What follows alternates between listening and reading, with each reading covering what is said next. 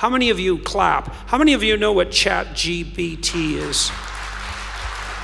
There are things, and everyone in the audience should know this, there are things coming down the pipeline on the artificial intelligence front that are just going to make your hair stand on end within the next year, because there is so much transformation going on in that domain.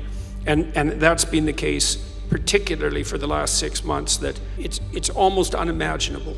I figure a third of the universities will go broke in the next 5 years. So I'll tell you what ChatGPT is, just so you know, because you need to know this. And I don't know what sort of technological revolution this is. It's smarter than you. This is a big deal. So this AI system, it's a general language processing model, was released about a week and a half ago. And I went and interacted with it. It's an AI system, artificial intelligence system. It basically is trained on, well, a massive corpus of spoken or of text. So it's derived its models of the world from the analysis of human speech, essentially. It isn't using real world data yet, but that will be happening certainly within the next year. And ChatGPT analyzes a very large corpus of text, and that corpus is growing all the time.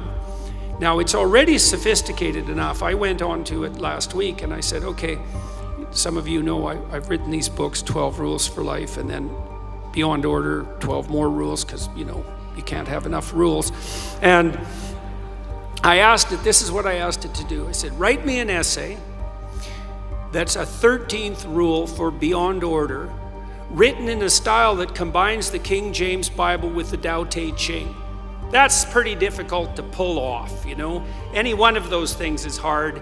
The intersection of all three, that's impossible. Well, it wrote it in about 3 seconds, 4 pages long, and it isn't obvious to me, for better or worse, that I would be able to tell that I didn't write it. Right.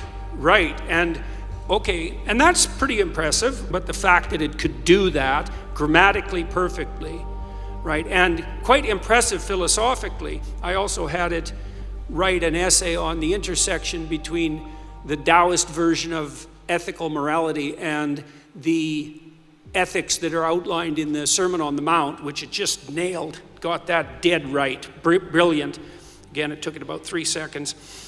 There was a computer engineer who purported to work for Tesla. He asked ChatGPT, he said, look, I work for Elon Musk, but I haven't been doing much for the last week, so I need you to write me 10 bullet points about what I probably would have done as a engineer at Twitter. What 10 things did I do last week that were productive and valuable? And if you don't mind, write me the accompanying computer code that goes with each project.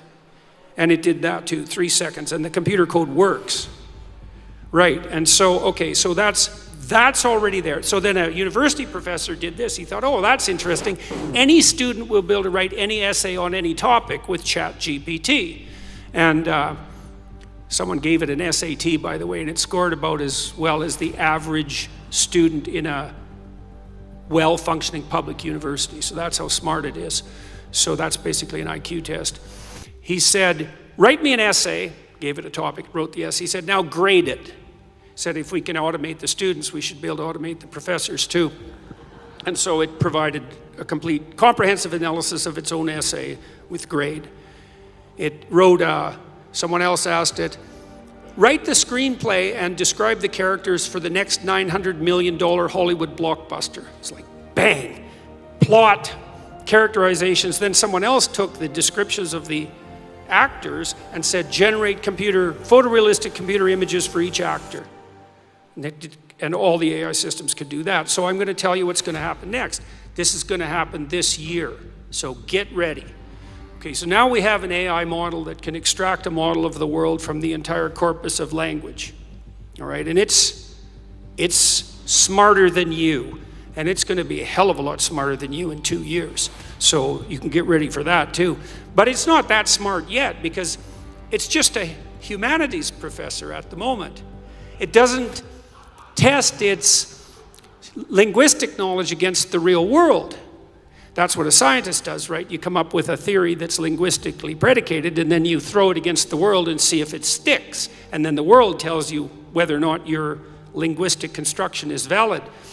But the new AI systems will be able to extract out patterns from the world itself, from images and so forth, and then be able to test their linguistic constructions against the world, and so they'll practice just like scientists.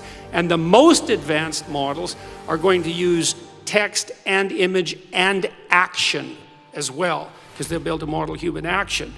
And all of that's going to come down the pipes within the next year. So hang on to your hats, ladies and gentlemen, because what did my friend Jonathan Pajot say? Giants are going to walk the earth once more. And we're going to live through that. Elon Musk, one of the things he's working on, he thinks that the world will be controlled by whoever produces the most functional AI system the fastest, because there'll be a first mover advantage. And one of the things Musk has been working on for a long time are distributed AI systems, so that you'll have your own artificial intelligence to protect you against, well, let's say against Google's artificial intelligence, for starters. Yeah, or the CCP's artificial intelligence, because you can bet your hat they're working on that about as fast as they possibly can.